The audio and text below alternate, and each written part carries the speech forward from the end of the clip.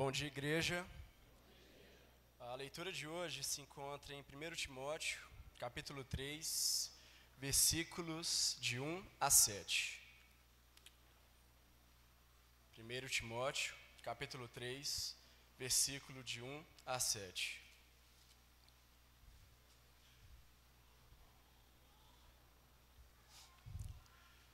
Este ensinamento é verdadeiro. Se alguém quer muito ser bispo na igreja, está desejando um trabalho excelente. O bispo deve ser um homem que ninguém possa culpar de nada. Deve ter somente uma esposa, ser moderado, prudente e simples. Deve estar disposto a hospedar pessoas em sua casa e ter a capacidade para ensinar. Não pode ser chegado ao vinho, nem briguento, mas deve ser pacífico e calmo. Não deve amar o dinheiro. Deve ser um bom chefe de sua própria família e saber educar os seus filhos de maneira que eles obedecem com todo o respeito. Pois, se alguém não sabe governar sua própria família, como poderá cuidar da igreja de Deus? O bispo não deve ser alguém convertido há pouco tempo. Se for, ele ficará cheio de orgulho e será condenado como foi o diabo. É preciso que o bispo seja respeitado pelo povo de fora da igreja, para que não fique desmoralizado e não caia na armadilha do diabo. Palavra do Senhor. Jaime.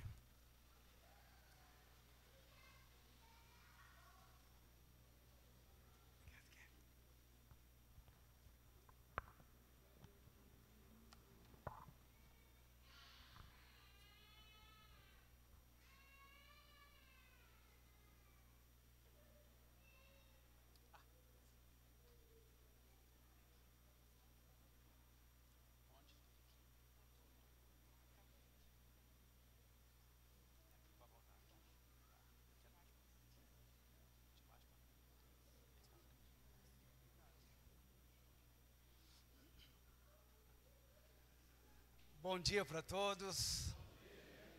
Tomar uma aula assim em público é meio vergonhoso. O aluno assim. Mas você também não é tão aluno bom quanto você pensa não, né? Vamos falar a verdade. Você reprovou. Deixa para lá, isso é outro assunto. Bom dia para todos. Sejam todos bem-vindos. Como já foi dito aqui, que maravilhoso, que encorajador louvar a Deus com você nessa manhã. Tão bom ver tanta gente procurando agradar o nosso Criador, o nosso Pai, não é verdade? Só de ver essa multidão a gente já sai daqui fortalecido. Não precisava nem pregar, né? Mas a palavra de Deus é indispensável, não é verdade? E, aliás, nós estamos aqui por causa da palavra de Deus. Esta igreja, que é de Jesus Cristo, de mais ninguém, porque Ele comprou ela com seu próprio sangue, comprou você, comprou a mim, e é por isso que nós somos juntos, igreja, povo de Deus, amém? Tem alguém aí? Achei que eu estava só aqui, eu falei, uai, o que eu estou vendo aqui? Pois é, então, Jesus, Ele voltou para o Pai, e está agora à direita dEle, conforme a Bíblia ensina. E Jesus foi, mas Ele não deixou a sua igreja acéfala, ou seja, sem cabeça. Ele continua sendo o cabeça da igreja. Inclusive, Ele está aqui entre nós, amém? Sim, a Bíblia ensina que Jesus está sempre presente, porque Ele é o cabeça e nós somos o seu corpo, né? Sempre bom lembrar, fazer esse exercício espiritual, de perceber a presença de Jesus aqui conosco, não é verdade? Pois é. E Ele não só não deixou a igreja acéfala, mas Ele também não deixou a sua igreja sem governo. Ele deixou homens juntamente com suas esposas, para que eles governassem, instruíssem, alimentassem, cuidassem da sua igreja. Deus responsabilizou os presbíteros, os pastores, os bispos, para cuidar espiritualmente da sua igreja. E esses homens prestarão conta um dia a Jesus pelo trabalho que eles prestaram a Ele, não é? Ele também deixou os diáconos para que esses diáconos cuidassem da parte física da igreja, a parte material da igreja. A igreja é nós, não é? Mas nós temos um prédio, nós precisamos desse prédio funcionando. Esses ventiladores aí, imagine se não tivesse esses ventiladores. Pois é trabalho dos diáconos dar manutenção e manter eles funcionando. Tudo fisicamente que você vê acontecendo aqui, né, são os diáconos que cuidam.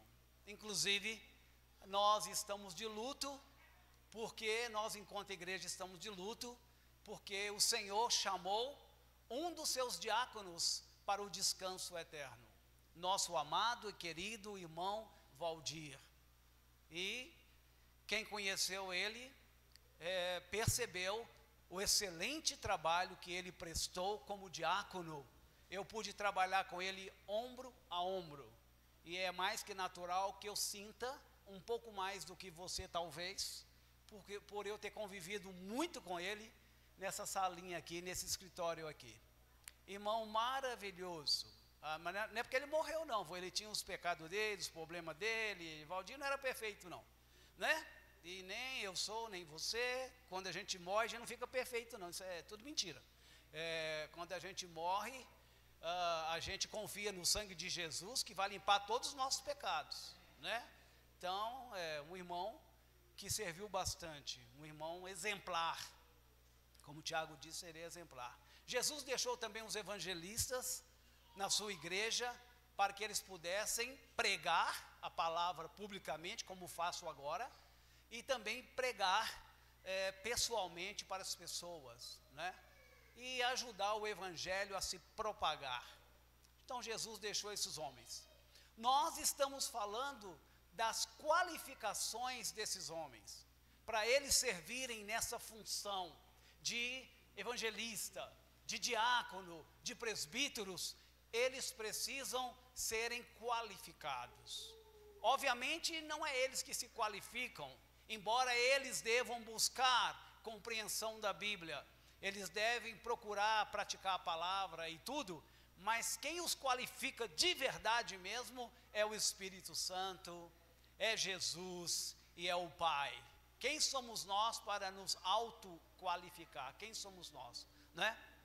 Então, nós temos falado para a igreja, ensinado a igreja como é nosso dever, instruído a igreja como que a igreja deve escolher esses homens para servir no reino de Deus, sabe? E hoje nós queremos dar mais um passo. Na verdade, nós vamos estar fechando essa primeira parte. Já tem alguns meses que nós estamos tratando isso com a igreja, pedindo a igreja para orar, pedindo a igreja para jejuar, para que Deus envie esses homens de acordo com a vontade dEle, não de acordo com a sua vontade ou com a minha vontade, mas que seja mesmo um chamado de Deus, que seja mesmo uma escolha de Deus, que esses homens, juntamente com suas esposas, eles possam prestar um bom serviço, como o nosso amado irmão Valdir fez entre nós, né? Então hoje eu queria discorrer rapidamente sobre as últimas 5 qualificações que um bispo, que um pastor, que um presbítero, ele precisa implementar na sua vida, para que ele possa servir a Jesus, servir a Deus, servir ao Espírito Santo. E antes que eu entre nessas 5 qualificações, só queria lembrar mais uma vez, igreja, lembrar você, igreja, a mim, que essas qualificações deixadas tão claramente nas Sagradas Escrituras não são só para os presbíteros, né?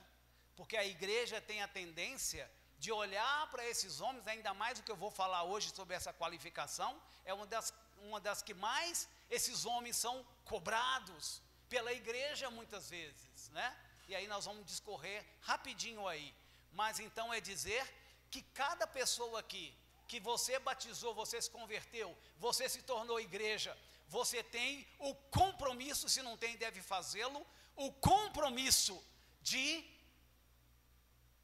aplicar essas qualificações todas que você vem ouvindo aqui no culto, nas nossas reuniões, para si próprio, e aí é você e Deus, amém? Então vamos lá, vou ver se eu tirei 10 na prova hoje, com a nossa irmãzinha ali, tirei 10, tirei? Não, tirei nada, ai, devo passar mais? João, ô João, você está entendido, hein?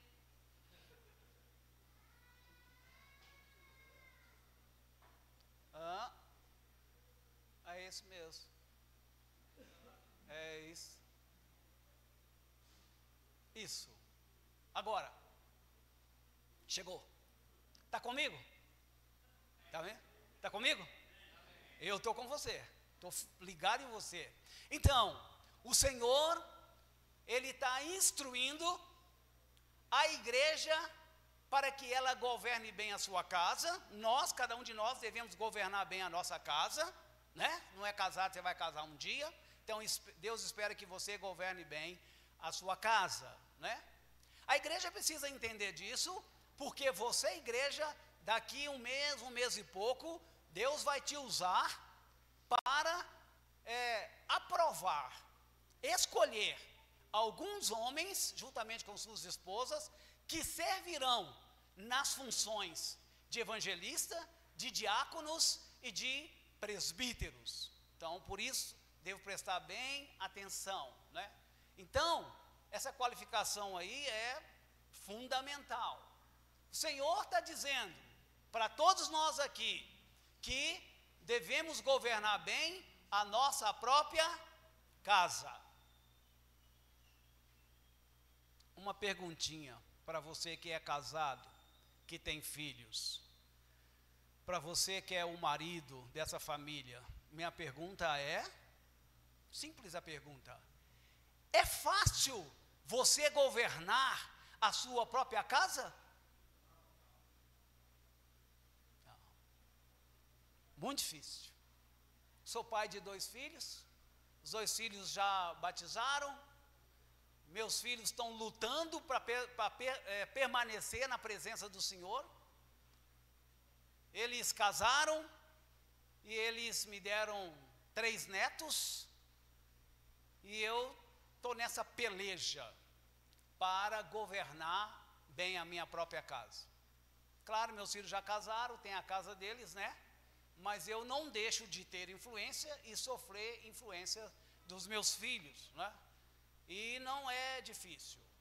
E até é bom eu dizer de passagem que eu cometi muitas falhas governando a minha própria casa. Claro que eu não fiz de propósito, claro que eu não quis fazer isso, mas só que tem uma situação na vida de todo ser humano que você não governa a sua casa só falando, você governa a sua casa vivendo, sendo exemplo. E a gente procura ser, mas a gente não é perfeito.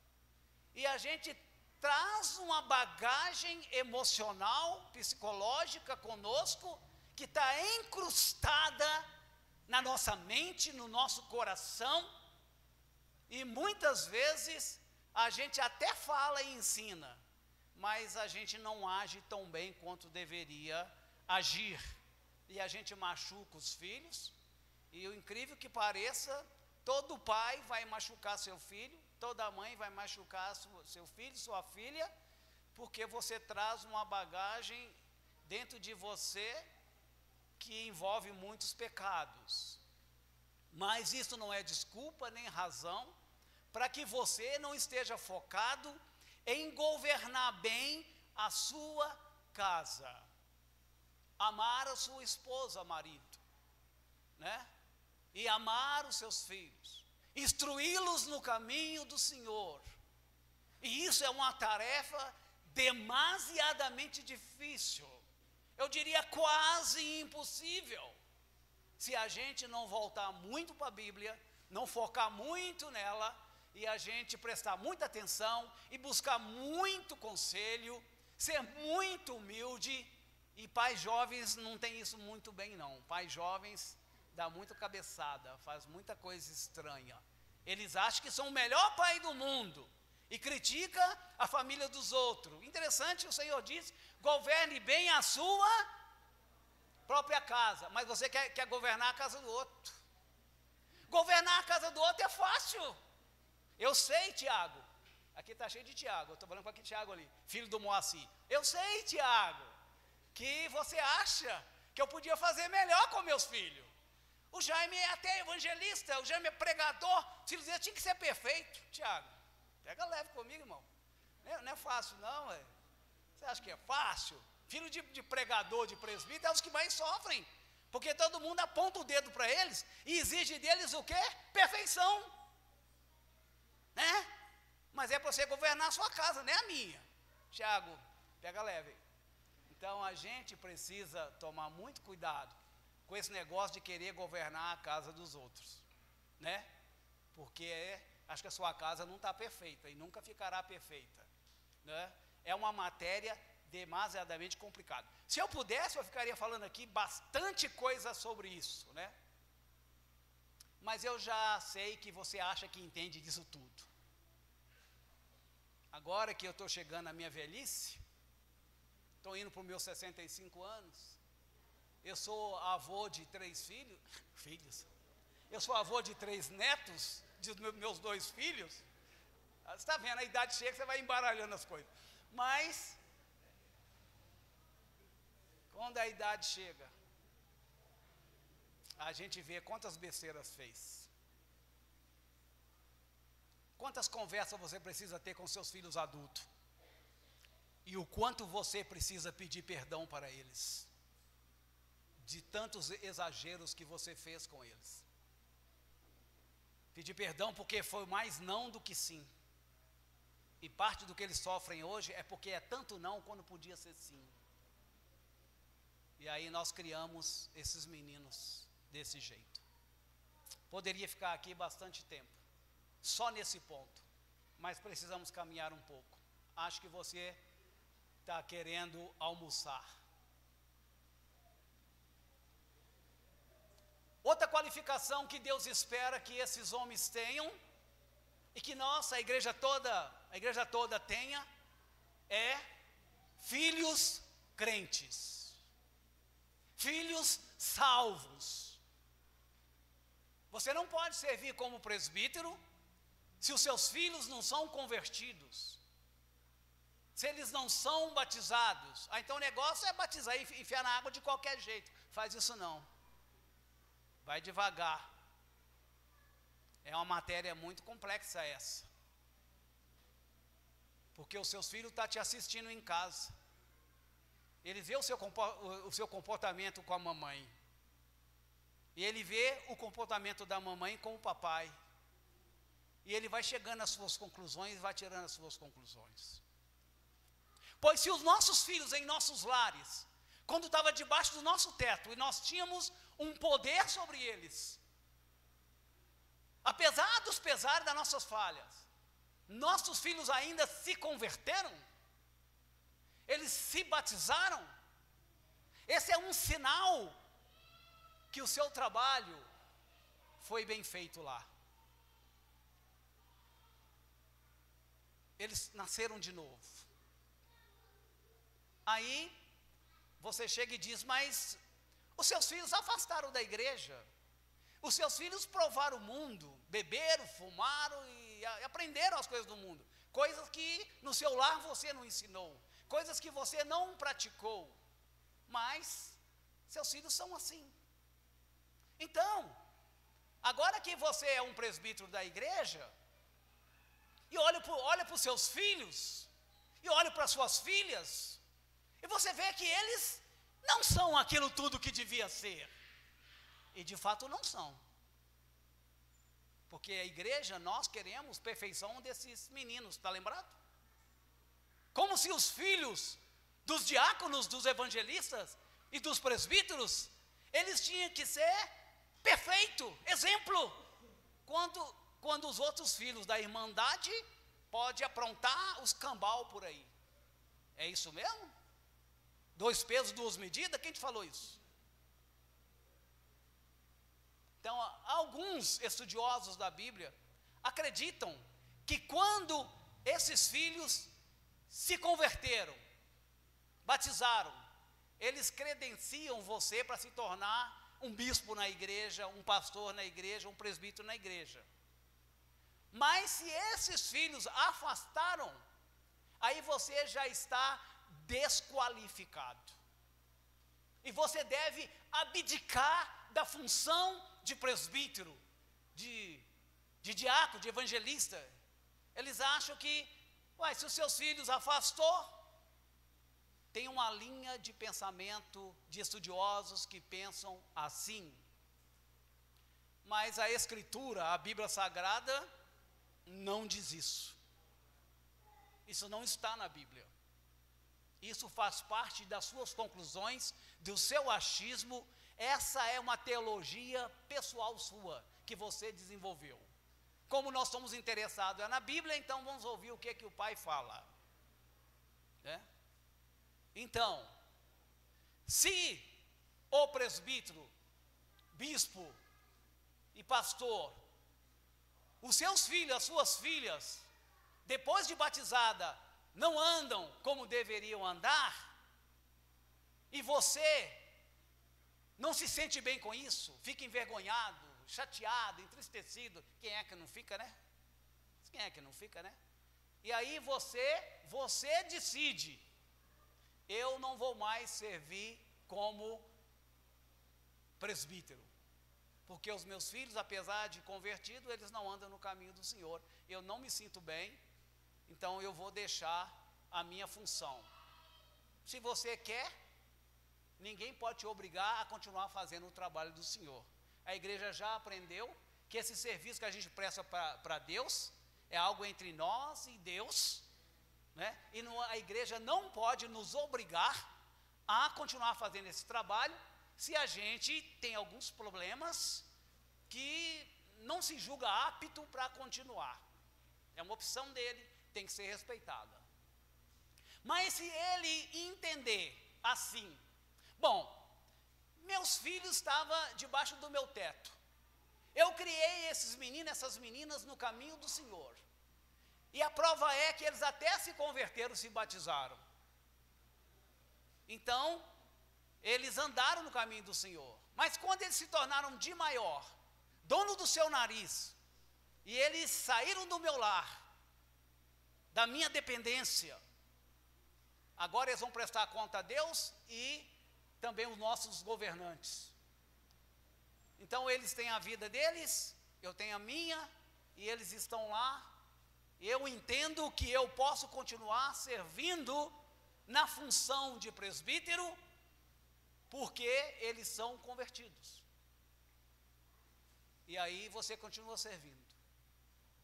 Nós, enquanto igreja, não podemos apontar o dedo para esse irmão e dizer: irmão, você deve abdicar da função de presbítero, Roberto, porque os seus filhos, suas filhas não andam mais no caminho do Senhor, irmão. E eu não te aceito como meu presbítero. Eu não aceito porque olha para sua casa, olha para sua família. Você não deveria fazer isso, nem apontar o dedo.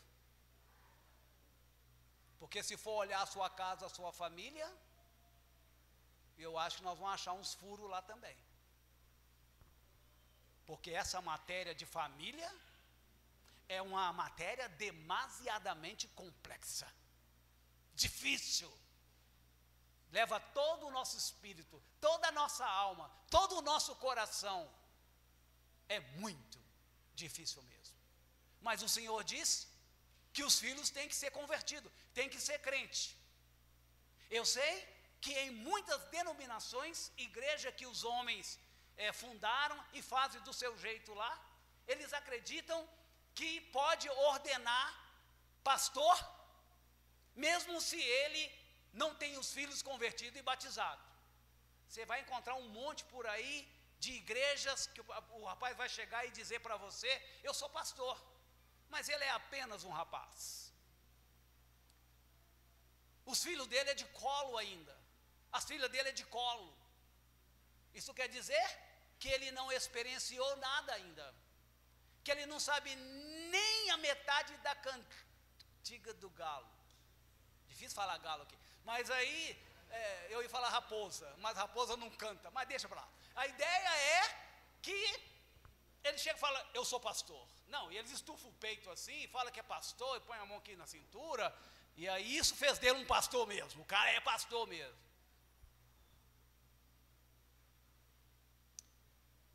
Irmãos, nós que procuramos ser simplesmente a igreja de Jesus, nós entendemos que ter filhos convertidos, batizados, é primordial. E se seus filhos não são batizados, convertidos, então nós não iríamos escolher você para ser um dos nossos bispos na igreja. Nós não faríamos isso. Porque o nosso entendimento bíblico, que isso é importante, necessário, né? As horas estão correndo muito, eu não sei porquê. Eu não sei porquê. Outra qualificação que o Senhor está nos ensinando é que para um homem, juntamente com sua esposa, servir na função de bispo na igreja. E lembra que eu estou usando as 3 palavras que a Bíblia usa. Ora eu falo bispo, ora eu falo presbítero, ora eu falo pastor. Mas nós já sabemos, igreja, que essas 3 funções, né, é o quê? É a mesma coisa, né? É mostrando por ângulos diferentes o trabalho que esse homem faz. Nós já tratamos disso, então nós vamos em frente. Então, o Senhor está dizendo para nós que para escolher esses homens para servir na casa do Senhor, que não é esse prédio, mas é nós, a casa do Senhor somos nós, onde o Espírito Santo mora, habita, ele está dizendo que não pode ser um rapaz neófito. Neófito é novo convertido, recém-convertido, né? Sempre tem pessoas que nasceram de novo no nosso meio. O Vilmar, me parece que foi o último, não? Cabeça não está boa. Mas o Vilmar, ele foi batizado recentemente. Sabe até a data. Não espero que eu guarde a data de todos. Isso é difícil. Mas a ideia é que ele é um homem casado, tem filhas, a gente vem conversando bastante, ele é um homem prestativo, é ele que traz aquelas águas aqui. Tem água aqui. Tinha esquecido.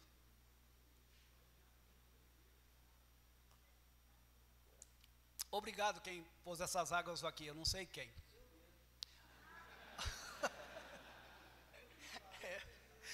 Realmente eu não sabia. Eu não estou brincando, realmente eu não sabia. A igreja é uma coisa muito interessante. Eu estava sentado no meu banco adorando. Aí eu vi que caiu uma água no chão. Aí um irmão foi lá, pegou um pano, secou. Eu olhei aquilo ali e falei: que interessante, né? Ninguém mandou, ele foi lá, espontaneamente pegou, secou. Eu achei muito interessante isso. Minha netinha queria ir ao banheiro, né? Naturalmente menina, não tem como eu levá-la. Aí uma irmã pegou, levou para mim, porque a Ariane está fazendo um trabalho para o Senhor neste momento. E a igreja é assim, pessoas vão servindo. Então, o Avimar, ele traz as águas, né? E eu poderia pensar, mas o Avimar é um irmão tão bacana, traz água para mim, acabei de beber, eu vou escolher ele para ser presbítero da igreja. Eu posso fazer isso? Não, eu não posso. Eu gosto muito dele. Pois é, continua gostando, não tem problema nenhum. Só que para separar esse homem para ser um dos presbíteros na igreja, no momento, não pode, porque ele é novo convertido. Daqui uns anos, né, Vilmar? Se Deus te chamar, quem sabe? Eu estou na torcida por você. Pode torcer, viu, gente, mas pega leve aí.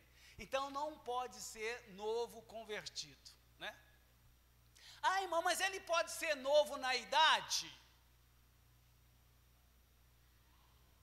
Que a gente vê aí pastor aí que tem 20, 22 anos, ele é pastor, e ele estica o peito, né? Eu sou pastor, aquela coisa toda. E pastor aí fora é status. Para nós, pastor aqui é serviço. É ralação mesmo. É um sofrimento intenso. Nossa, ninguém vai querer ser pastor assim não, Jaime. Pois é, mas é que o Senhor nos sustenta no sofrimento. Paulo disse, eu sofri demais. Quando você lê o Paulo falando do seu sofrimento, você fala, coitado desse homem. Mas depois ele fala assim, mas o Senhor me livrou de todas elas. O Senhor tem nos livrado de todas elas. Mas uma hora o Senhor vai nos recolher. Como recolheu o Valdir. Uma hora vai chegar. Mas o Senhor está nos livrando demais. Então esse rapaz, ele é novo, ele pode ser presbítero? Bom, não seria uma sabedoria escolher um jovem para ser presbítero, porque de repente assim, bom, obviamente que ele casou, que idade? Filho deles não são batizados, então fica quase que inviável você ordenar um presbítero novinho, porque fica difícil, né? E também vão combinar, ele é verdinho, né? Ele não entende das coisas. Não, mas ele acha que ele entende.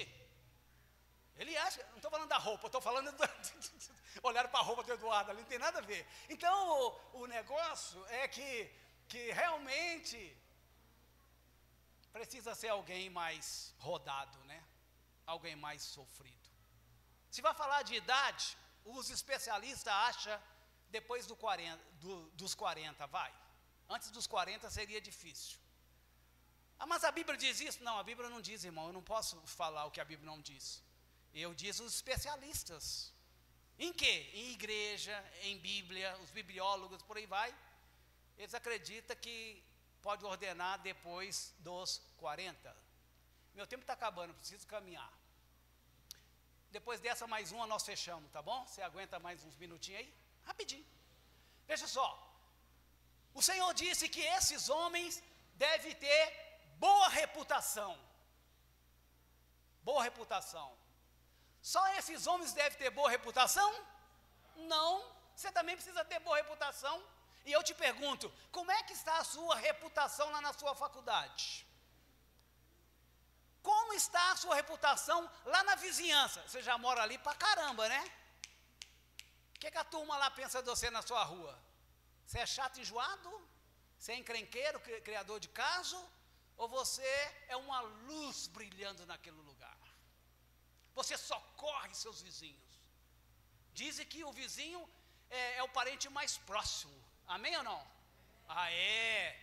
Não arrume encrenca com seus vizinhos. Porque uma hora você está passando mal dentro da sua casa lá, e ele vai ver, e você vai ligar para a sua família. Quando a sua família chegar, você está duro lá. Não é sabedoria. A Bíblia diz que quem faz amigos sai ganhando. Parece que isso é errado. Não, isso é certo, isso é bíblico. Para de fazer inimigo. Faz mais amigos. E uma das qualificações do presbítero é amigo do bem. Olha para você ver. Então, o Senhor espera que esses homens tenham uma boa reputação no meio do povo de Deus e uma boa reputação lá fora na sociedade. O que é que eles pensam de nós? Ah, então eu quero ser presbítero, eu vou tomar cuidado. Não, não é bem assim que funciona. Né? Porque você vai tomar cuidado, uma hora você espana, uma hora você falha, você não vai conseguir ser um robozinho certinho. Ah, então como é que faz para você ter uma boa reputação? Trabalha no seu coração. Jesus diz que é do coração que vem os maus pensamentos, os adultérios, os furtos. O Senhor diz que é o coração. Então, se eu tenho que trabalhar, eu preciso começar a trabalhar no meu coração. Por que meu coração está desse jeito? Né?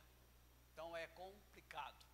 E por último, fechando, é maravilhoso isso.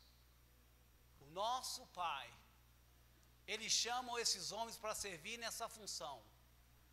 E Ele diz que esses homens precisam, juntamente com suas esposas e com toda a sua família, precisamos ser justos. Justos. Às vezes somos injustos. Às vezes somos egoístas. Às vezes somos dois pesos, duas medidas. Nós somos destemperados muitas vezes. Gosta mais de um filho e você favorece esse filho ou essa filha em detrimento do outro, e o menino vai dizer: papai, o senhor é injusto. Mamãe, a senhora é injusta, mamãe. E o coraçãozinho dele vai ficar dilacerado. E você está criando um adulto disfuncional, um adulto doente. E a pior doença é essa, porque ela é invisível. As doenças visíveis, você vai no médico, doutor, é aqui, ele resolve. E como é que resolve essas doenças da alma? Como é que resolve essas coisas que começam lá na infância e você vai triturando o seu filho, vai abusando da sua filha e abusando do seu filho? Eu não estou falando nada de sexual não, embora aconteça, mas não estou falando disso. Abuso não é só sexual não. Abuso existem diversas formas. E às vezes é um abuso passivo, não é nem um abuso ativo. Você vai lá e faz. Mas são coisas que você deveria fazer e não faz. É muito complexo essa matéria, como nós já discorremos. Precisamos ser justos, não só financeiramente, também, viu? Também. Paga suas contas em dia. O Senhor diz: a ninguém fiqueis devendo coisa alguma. Está devendo alguém aí fora aí? Então precisa acertar. O Senhor que disse, não sou eu. E é para mim também. Eu estou devendo? Eu estou, mas está sob controle. Eu tenho conversado com a pessoa lá. Então a ideia é essa: justo e piedoso. Piedoso é a última palavra que quero discorrer rapidamente. E nós vamos ficar em pé e fazer a oração e fechar, se o dirigente de cântico me permite. Como ele é meu irmão, ele vai permitir. Mas então a ideia é essa. Está vendo como é que manipula? Isso é psicologia pura. Mas a ideia de ser piedoso, essa palavra piedoso é uma palavra complicada no nosso idioma. Porque piedoso tem a ver com piedade. Então o presbítero, o bispo, tem que ser alguém que é bonzinho, é piedoso, tem dó de todo mundo. Ele passa a mão na cabeça. Ele não fala a verdade, porque ele é piedoso. Irmãos, isso não tem nada a ver com essa palavra. Infelizmente a palavra foi mal traduzida do grego. A palavra no original é eusebeia. Eusebeia para os gregos era alguém dedicado, era alguém fervoroso. Um homem piedoso no Velho Testamento era um homem que andava com Deus, um homem cheio do Espírito Santo, um homem que era um discípulo de Jesus. E aí, por ser tão dedicado, esse homem era um homem piedoso. O presbítero precisa ser um homem piedoso, dedicado às coisas de Deus, colocando as coisas de Deus em primeiro lugar. É isso que Deus espera de nós. Um homem dedicado, uma mulher dedicada, um jovem dedicado. É possível um jovem ser piedoso, uma jovem ser piedoso? Mas é claro que é. E eu poderia citar alguns nomes aqui, de jovens piedosos e de meninas piedosas, porque elas estão aprendendo muito bem com as nossas irmãs, com os ministérios da igreja, estão indo muito bem. É continuar nessa toada. E nós vamos nos tornando piedosos, pouco a pouco. Nós vamos nos santificando, outra palavra interessante, santificando pouco a pouco. Que Deus, o Espírito Santo, nos dê compreensão dessas palavras. Podemos ficar em pé e fechar com a palavra de oração com o nosso Pai? Podemos? Obrigado pela sua atenção. E Continue buscando o Senhor, porque Ele tem salvação para mim e para você de verdade. Amém? Oremos.